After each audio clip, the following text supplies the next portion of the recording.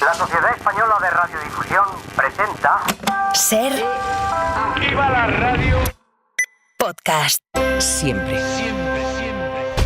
Israel ha confirmado ya a Estados Unidos que planea una invasión terrestre limitada en el Líbano y que puede ser inminente. Esto lo ha publicado esta tarde el Washington Post, citando a altos cargos de ese país. Le han preguntado a Joe Biden y ha reconocido que está al tanto de los planes de Israel y que le gustaría que pararan y que hubiera un alto el fuego, pero no parece que el gobierno israelí esté pensando en esto tras descabezar a la milicia Hezbollah y atacar esta madrugada el corazón de Beirut. Pablo Morán, buenas tardes. Hola, Aymar, buenas noches. El ministro de Defensa ha sido el más explícito. Ha dicho que el siguiente paso en la guerra llegará pronto, pero en realidad Israel ha enviado hoy varias señales más sobre la inminente invasión. El propio ministro Yoav Gallant ha arengado a las tropas, les ha dicho que cuenta con ellas para la siguiente fase de la ofensiva. Israel, como decías, también ha comunicado sus planes a Estados Unidos. Le ha detallado que planean una invasión limitada y orientada a destruir las infraestructuras que conserva Hezbollah cerca de la frontera. No creen, por tanto, en la administración Biden que se esté planeando una gran invasión como la de 2006, cuando los tanques israelíes permanecieron un mes en Líbano y provocaron 1.300 muertos. Pero es que además han realizado pequeñas incursiones en territorio libanés en las últimas horas para preparar la entrada de los tanques. La milicia armada responde desafiante. Su vicesecretario general Naim Qassem ha advertido esta mañana de que el grupo está preparado para afrontar esa invasión a pesar de la muerte de su líder. De momento Israel sigue descabezando a los aliados de la milicia en la región, aliados también de Irán, que sigue moderando su respuesta. Netanyahu ha acusado al régimen de los ayatolás de conducir a la región a un conflicto abierto. E invita a los iraníes a dar la espalda a sus dirigentes. Les promete prosperidad cuando el régimen iraní cambie de manos, algo que ocurrirá antes de lo que la gente cree, según el primer ministro israelí. Aquí en España, el Atlético de Madrid ha expulsado a un aficionado identificado por lanzar objetos ayer a Courtois durante el derbi y punto. Se sigue echando en falta más contundencia contra los ultras. Gallego, buenas tardes. Buenas tardes, sí, porque la prohibición de ir con pasamontañas al fútbol parece más bien ridícula. Por el momento, solo buenas intenciones. La Comisión Antiviolencia condena y analiza los hechos de ayer, va a seguir investigando. La Liga de Fútbol Profesional denuncia ante el Comité de Competición lo sucedido. En teoría, esta misma semana se puede decretar el cierre temporal de esa grada del Metropolitano, pero la gran pregunta es ¿por qué el Atlético de Madrid no expulsa a todos los miembros del Frente Atlético? ¿Por qué esa organización sigue mandando en esa grada? ¿Por qué la Liga de Fútbol Profesional permite que el Atlético no actúe como sí actuaron en su día clubes como Barça o Real Madrid? Mañana, como hoy, tendremos tiempo casi veraniego. Jordi Carbó, buenas tardes. Buenas tardes. Solo la próxima noche, con ambiente fresco, nos va a recordar que ya estamos en otoño, pero principios de otoño, es decir, si el día se presenta soleado, como esperamos mañana, más nubes que hoy, pero en general sol, las temperaturas subirán igual, máximas de 25 a 30 grados en la mayor parte del país. Algunas excepciones, en Galicia, a partir de media mañana, algunos chubascos. Entre el final de la tarde y la noche del martes, estos chubascos alcanzarán el Cantábrico, La Rioja y Navarra. Empieza ahora 25, con información de servicio, porque a esta hora, 8 de la tarde, 7 en Canarias, todavía están a tiempo de ir al súper a hacer la compra antes de que mañana suba el IVA de los alimentos básicos, alimentos como el pan, la leche o el aceite, que desde hace más de un año y medio tienen un IVA del 0%, pero a partir de mañana pasa al 2%. Así que llenar la cesta de la compra costará un pelín más, unos cuantos céntimos. Carlos Sevilla, buenas tardes. ¿Qué tal? Buenas tardes. Sí, por ejemplo, una docena de huevos que ahora cuesta 2,5 € costará unos 5 céntimos más, y una botella de aceite de oliva virgen extra que se paga a 12,40 € subirá cerca de 25 céntimos. El gobierno retira progresivamente la bonificación que aprobó para hacer frente a la crisis de precios, y a partir de este martes los alimentos básicos que tenían el IVA suprimido pasarán a tener un IVA del 2%. Hablamos de productos como leche, quesos, verduras, legumbres, pan, harinas o aceite de oliva. Además, el IVA de la pasta y de los aceites de semillas, como el aceite de girasol, sube al 7,5%. Los alimentos básicos volverán a subir de IVA el próximo 1 de enero, cuando recuperarán el tipo impositivo que tenían antes de que entrara en vigor la rebaja del IVA en enero de 2023. Y lo que también se encarece desde mañana es la tarifa regulada del gas, Carlos. Sí, la llamada tarifa TUR, a la que están acogidos casi 3 millones de clientes, costará en el último trimestre del año un 9,5% de media más que en el trimestre que termina hoy. Según los cálculos del comparador Selectra, incluyendo los precios fijos, el contador, el IVA, esto se traducirá en una subida del 7% en el recibo de la tarifa TUR 1, que está dirigida a los consumidores más pequeños. Para los consumidores medios, con una tarifa TUR 2,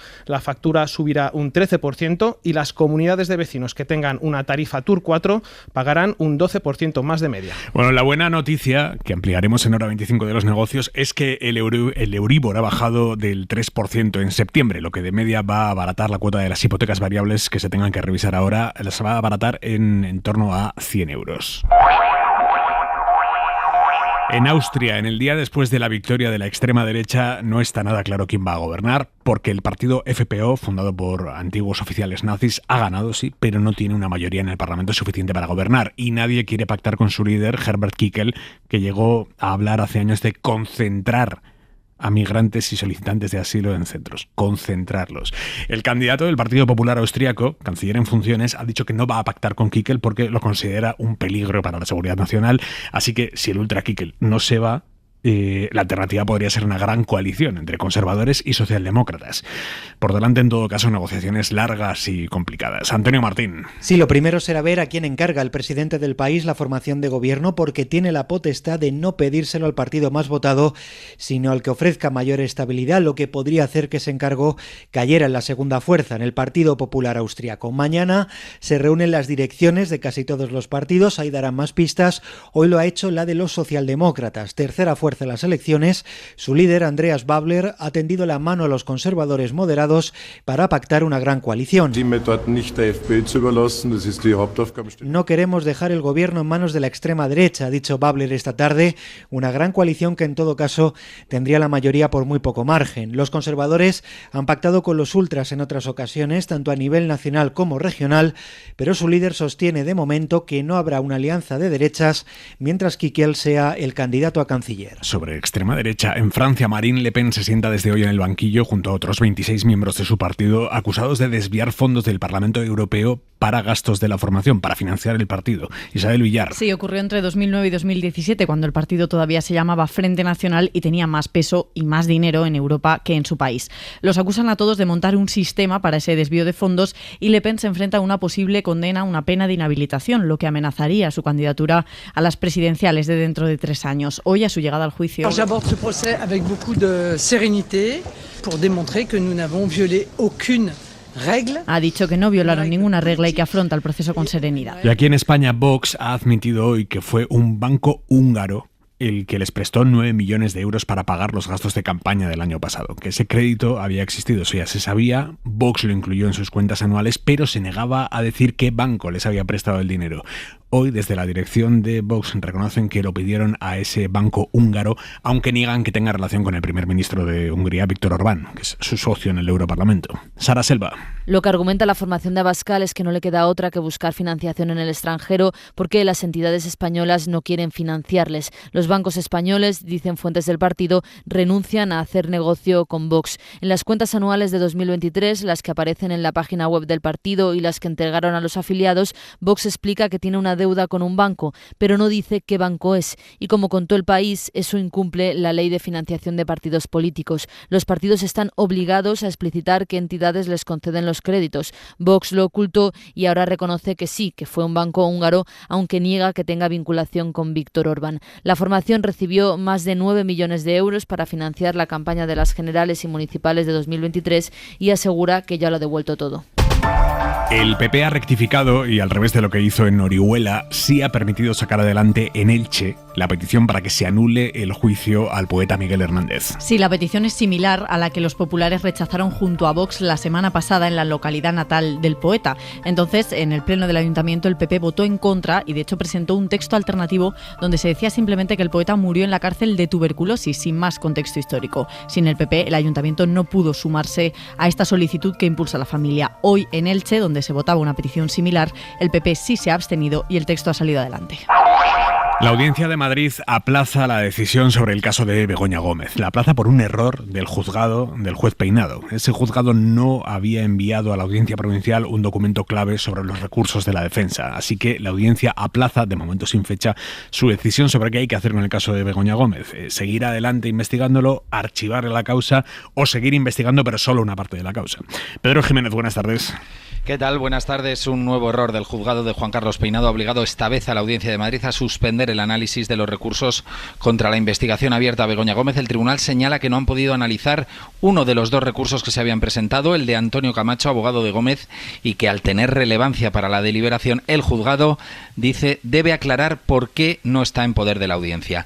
La Sala de Apelaciones tenía previsto estudiar este lunes ese escrito de la defensa de la mujer del presidente del Gobierno que pide el archivo de lo que llama investigación prospectiva que vulnera de manera sistemática los derechos fundamentales de investigados y testigos, y también el del fiscal que pedía al tribunal que acotara definitivamente al juez Peinado las pesquisas de lo que llama causa general. Y además en la SER les podemos contar a esta hora los motivos que alega la Universidad Complutense para no renovar la cátedra que dirigía Begoña Gómez. Aseguran desde el centro que esa cátedra no ha cumplido las expectativas ni de docencia ni económicas. Pedro.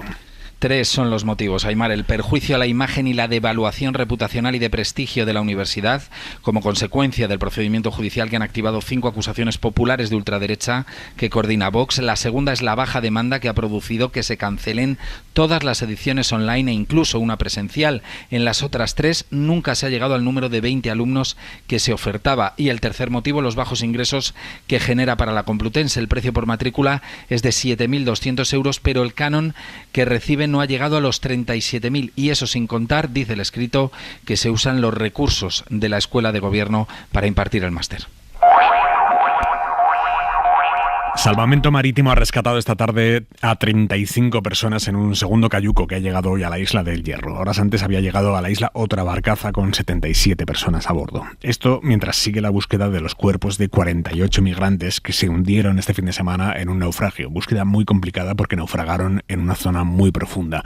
En Hoy por Hoy ha hablado con Ángels esta mañana el delegado del Gobierno en Canarias, Anselmo Pestana, que ha explicado cómo los migrantes estaban sin fuerzas para mantenerse a flote cuando se hundió la embarcación. Bueno, podían haberse salvado todos sin ningún problema, ¿no? El problema es que se levantan, llevaban 2 días, hay que también entender las circunstancias en las que estas personas llegan a nuestra costa. Llevaban 6 días desde Nuadhibou, habían salido desde Mauritania, y los 2 últimos días sin comida y sin bebida. Hora 25. Con Aimar Bretos. Lo primero, para los oyentes de Sevilla, este viernes estaremos emitiendo Hora 25 desde la Agencia Espacial Española, que está allí en Sevilla, en el edificio CREA, en San Jerónimo. Les esperamos allí a partir de las 10 de la noche, 9 en Canarias, a todos los oyentes de Radio Sevilla que quieran acompañarnos, en la Agencia Espacial Española.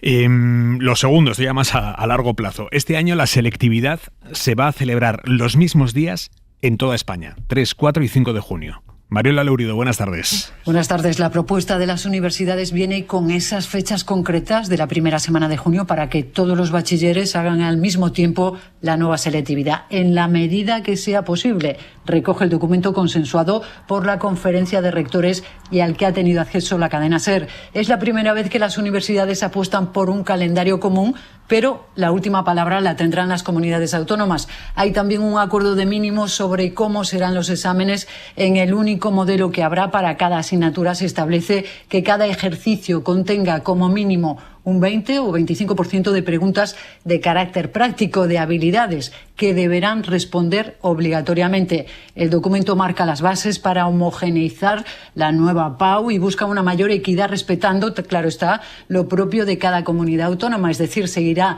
habiendo exámenes diferentes a la espera de lo que hagan los 11 gobiernos del PP que anunciaron una selectividad común en sus regiones. Las conclusiones de las universidades serán aprobadas en los próximos días por la Junta Rectora de la CRUE. Gracias, Mariola. Y ya hay fecha para el examen de las oposiciones de Radio Televisión Española suspendido este fin de semana porque se habían filtrado las preguntas. El nuevo examen será el sábado 2 de noviembre. Hoy ha habido concentraciones en las sedes territoriales de Radio Televisión Española de opositores.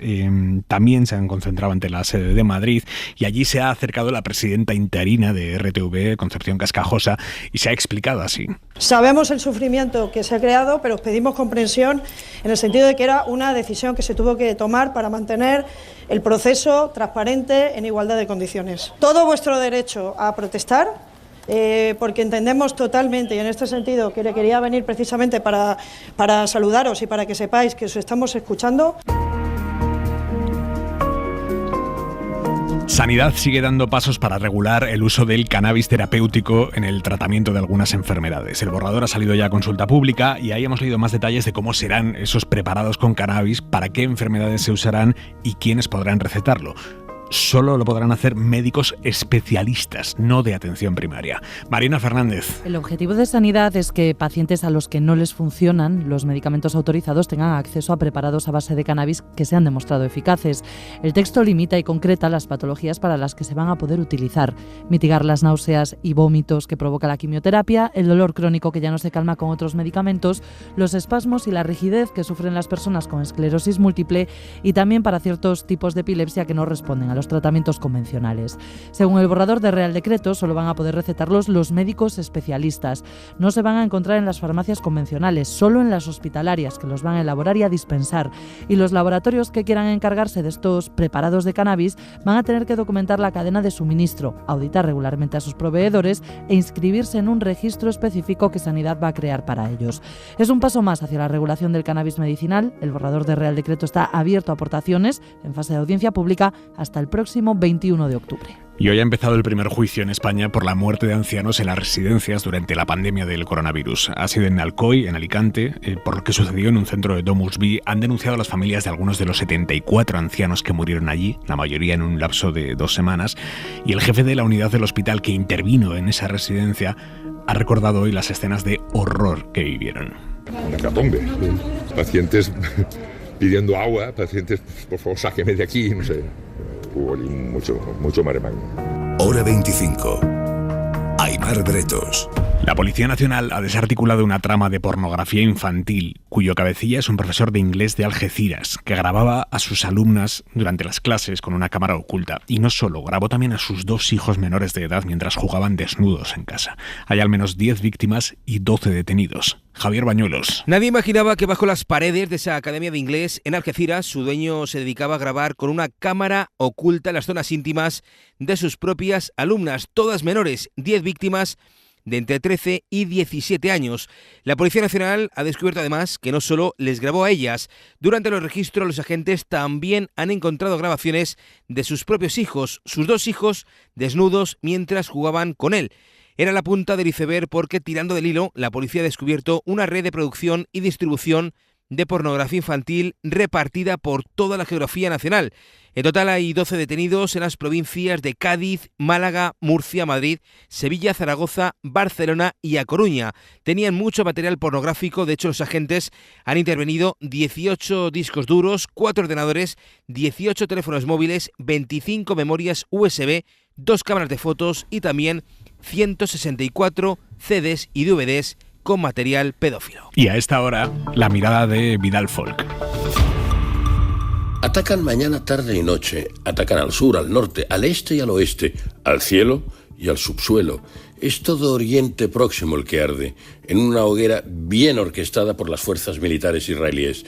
Sea el Yemen contra los hutíes, sea Siria contra los amigos del presidente, sea sobre todo Líbano en guerra sin descanso a Hezbollah. Y claro, queda ir completando la aniquilación de Gaza. Y que no se nos olvide Cisjordania, que eran las dianas esenciales. Dice Netanyahu ante Naciones Unidas este fin de semana: estamos ganando. Uno recuerda otros ataques múltiples, pero entonces eran sucesivos, no simultáneos. Acuérdense en el tiempo, los Sudetes, Polonia, Bélgica, Francia, la ciudad de Londres, el norte de África, Rusia. Hace ya mucho de eso. Pero ahora, como entonces, la pretensión de crear un nuevo orden, en este caso en Oriente Próximo, topa con una barrera, no la militar, que Tel Aviv es a estos efectos impresionante, no la de operaciones de terror en buscas y walkie-talkies, no la del apoyo cerrado del presidente americano Joe Biden en triste función de pato cojo. El límite a sus objetivos radica en su misma enunciación. Netanyahu no podrá crear un nuevo orden en que sea la única potencia y se olviden sus procedimientos judiciales internos e internacionales.